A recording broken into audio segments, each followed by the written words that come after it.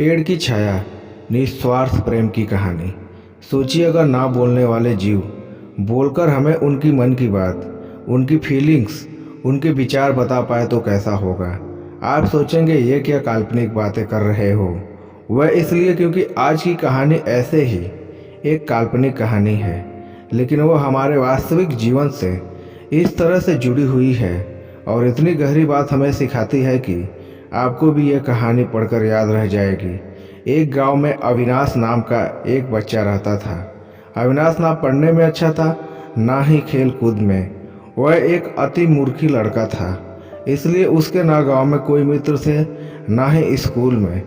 जब इंसान को इंसान दोस्त नहीं मिलते हैं तो वह या तो निजी वस्तुओं से दोस्ती कर लेता, या तो पशु पक्षी या पेड़ों से। अविनाश के घर के सामने एक आम का पेड़ था। अविनाश अपना खाली समय इस आम के पेड़ की छाया में बिताने लगा। अविनाश या तो स्कूल में होता या तो इस पेड़ के पास पेड़ के साथ खेलता था, उस पर चढ़ता था, वहीं उसकी छाया में आराम करता और वहीं सो जाता था। अविनाश उस पेड़ को इतना पसंद करता था कि वह अपने मन की सारी बातें अब उस पेड़ को बताने लगा था। एक दिन चमत्कार हुआ। जब अविनाश मन की बातें उस पेड़ को बता रहा था, तब अचानक पेड़ ने बोल पड़ा। अविनाश की खुशी का कोई ठिकाना नहीं रहा, क्योंकि अब ना उसे कोई सुनने वाला मिल गया था, साथ ही साथ कोई ऐसा भी जो उससे बातें करे। पेड़ ने बताया कि अविनाश की इतनी घनिष्ठ मित्रता देख वो अपने आप को रोक नहीं पाया और उसे मजबूरन बोलना पड़ा। लेकिन वो अविनाश जैसे दोस्त को पाकर बेहद खुश है। पेड़ को भी अविनाश की आदत हो गई थी। पेड़ अविनाश को एक दोस्त की तरह, एक बेटे की तरह दिखने लगा, उसकी फिक्र करने लगा। अविनाश की खुशी में खुश और उसके दुख में दुखी रहने लगा। इंसान की फितरत है, वह समय के साथ बदल जाया करते हैं। समय बदलता, अविनाश की उम्र बढ़ी। अब वो कॉलेज जाने लगा। उसने इस पेड़ के पास आना बंद कर दिया। बेचारा पेड़ अविनाश को याद कर काफ़ी दुखी रहने लगा। एक बार अविनाश को अपने पास से गुजरता देख पेड़ ने उसे आवाज़ लगाई और अपने पास बुलाया। पेड़ ने अविनाश से कहा, आओ अविनाश, मेरे पास बैठो, कुछ बातें करते हैं। अविनाश ने कहा, नहीं, मेरे पास इतना वक्त नहीं है कि मैं तुम्हारे पास बैठ सकूं और बातें कर सकूं, क्योंकि अब मुझे कॉलेज जाना है और मुझे इस बात की भी टेंशन है कि कॉलेज की फीस कहाँ से लाऊं। अविनाश की बातें सुन और उसे टेंशन में देखकर पेड़ बोल पड़ा, देखो मेरे पास पैसे तो नहीं हैं, मगर हाँ मेरे पास फल हैं। फल बेचकर तुम्हें कुछ मदद हो सकती है तो मेरे सारे फल तोड़ ले जाओ। अविनाश को पेड़ का सुझाव पसंद आया। उसने तुरंत सारे आम तोड़ लिए और बाजार में बेचकर उसके अच्छे खासे पैसे कमाए और अपनी कॉलेज की फीस भर दी। अविनाश फिर से अपनी ज़िंदगी में बिजी हो गया और एक बार फिर से पेड़ अकेला हो गया। पेड़ हर दिन अविनाश का इंतजार करता, लेकिन 3-4 साल बीत गए, उसे अविनाश मिलने नहीं आया। फिर एक दिन अचानक अविनाश उसको उसके पुराने घर में आता हुआ दिख गया। पेड़ अविनाश को देखकर काफ़ी खुश हो गया। पेड़ ने अविनाश को अपने पास बुलाया और बोला, आओ अविनाश, मेरे पास बैठो, चलो कुछ बातें करते हैं।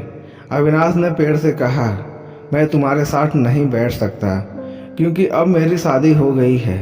हालांकि मुझे नौकरी मिल गई है, लेकिन अभी भी मेरी तनख्वाह इतनी नहीं है कि मैं अपने इस पुराने घर को नया बना सकूं।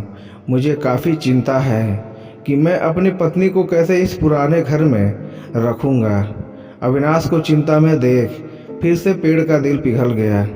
पेड़ ने अविनाश से कहा, तुम मेरी सारी डालियाँ काट कर अपने घर को नया बना लो, इससे तुम्हारी समस्या सुलझ जाएगी। अविनाश ने पेड़ की सारी डालियाँ काट ली और बाजार में बेचकर उसके पैसे बना लिए।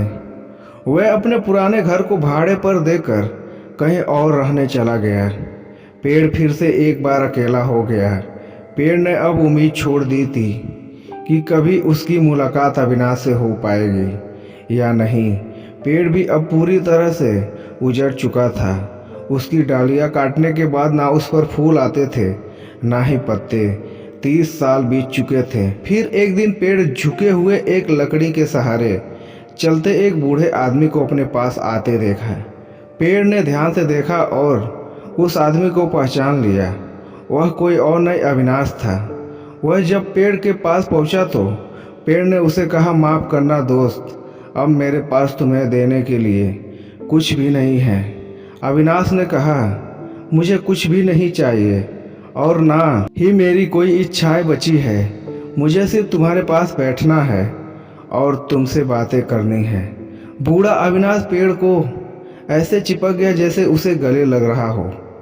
जर्जर और उजाड़ हो गए उस आम के पेड़ पर नई कुंपनें उग निकली। दोस्तों, ये कहानी बड़ी ही मार्मिक है।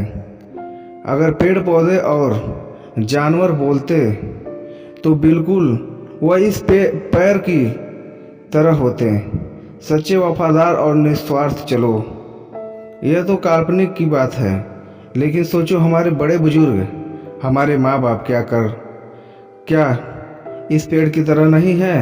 और कहीं ना कहीं हम उस अविनाश का किरदार नहीं निभा रहे हैं।